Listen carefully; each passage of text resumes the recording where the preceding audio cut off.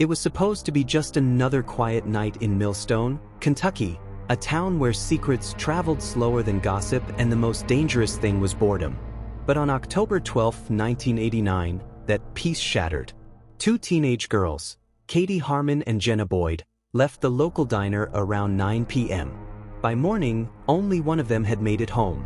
Katie was missing, and what looked like a disappearance would soon unravel into something far darker and far more personal than anyone imagined. At first, nobody panicked. Katie was 19, responsible, quiet, maybe she'd stayed out late.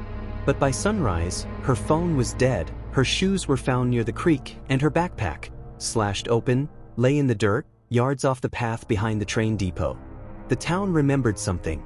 Just 3 weeks earlier, a violent home invasion had left a couple in critical condition. No one had been arrested. Could it be connected?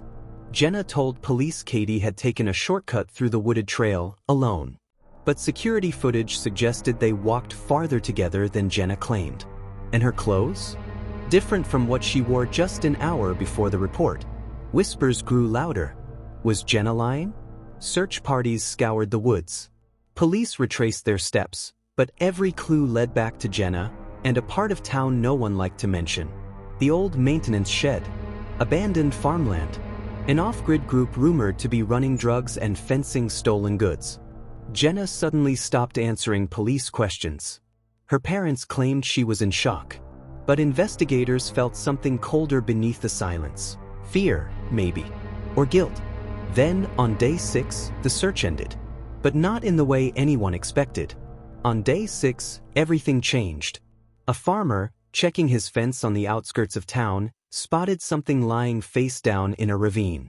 It was Katie, barely alive, covered in bruises, dehydrated, and unable to speak clearly. She had been beaten, restrained, and left for dead. Rescuers rushed her to the hospital. She had internal injuries, signs of prolonged captivity, and ligature marks on her wrists and ankles. The town held its breath, waiting to hear what she would say. It took Katie 2 days to speak. But when she did, her words stunned investigators. She said it wasn't a stranger who led her into the woods. It was Jenna. Jenna gave me to them. Katie told detectives Jenna had lured her into the woods, not as a victim, but as bait. Jenna had become involved with 2 older men from outside town, part of a group tied to the earlier home invasion. Katie had threatened to expose what she knew. Instead of coming clean, Jenna led her best friend into a trap. A trap meant to silence her, permanently. Jenna Boyd was arrested and charged with conspiracy, kidnapping, and attempted murder. 2 men were also indicted.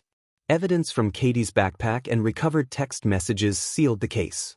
Katie survived, but left Millstone for good. She never spoke publicly again. Millstone still hasn't fully recovered.